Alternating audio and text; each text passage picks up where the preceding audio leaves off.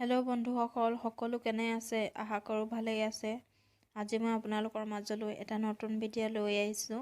আৰু এই ভিডিঅ'টোত মই জনাম যে যদি আপোনাৰ ইনষ্টা বা ফেচবুক একাউণ্ট ছুইচ হৈ আছে তেন্তে সেই একাউণ্টবোৰ ৰিমুভ কেনেকৈ কৰিব পাৰিব।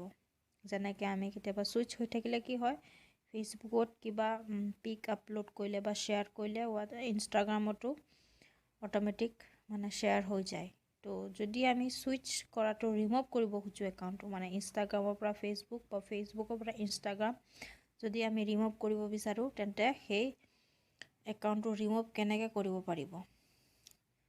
তো মোৰ ভিডিঅ'টো শেষলৈকে চাব আৰু মোৰ চেনেলটো ছাবস্ক্ৰাইব কৰিবলৈ নাপাহৰিব। চ' লেটছ ষ্টাৰ্ট। তো আমি ৰিমুভ কৰিবৰ কাৰণে ধৰি লোৱা ইনষ্টাগ্ৰামৰ পৰা ফেচবুকটো ৰিমুভ কৰিব বিচাৰোঁ। তো আমি প্ৰথমে ইনষ্টাগ্ৰাম এপটোত যাব লাগিব। তাৰপিছত প্ৰফাইলত যাব লাগিব। তাৰপিছত ওপৰ ফালে যে তিনিডাল আঁচ আছে তাত ক্লিক কৰিব লাগিব। তাৰপিছত একাউণ্ট চেণ্টাৰত ক্লিক কৰিব লাগিব। তাৰপিছত শ্বেয়াৰিং এক্ৰছ প্ৰফাইলছ ইয়াত ক্লিক কৰি আপোনালোকে চাব পাৰিব যে আপোনালোকৰ কোন কোন একাউণ্টটো ইয়াত ছুইচ হৈ আছে। তো মই চেক কৰিলোঁ।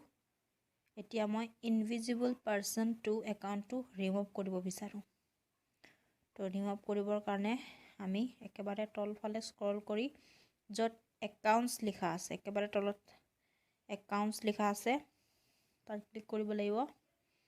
তাৰপিছত ইনভিজিবল পাৰ্চন 2টো ৰিমুভ কৰিব বিচাৰোঁ নহয় জানো, তেন্তে ছাইডৰ ফালে চোৱা ৰিমুভ লিখা আছে তাত ক্লিক কৰিব লাগিব। ক্লিক কৰাৰ পিছত একেবাৰে ওপৰ ফালে লিখা আছে চোৱা ৰিমুভ একাউণ্ট, তাত ক্লিক কৰিব লাগিব। তাৰপিছত তলত কণ্টিনিউ লিখা আছে তাত ক্লিক কৰিব লাগিব। তাৰপিছত আহিব য়েছ ৰিমুভ ইনভিজিবল পাৰ্চন 2।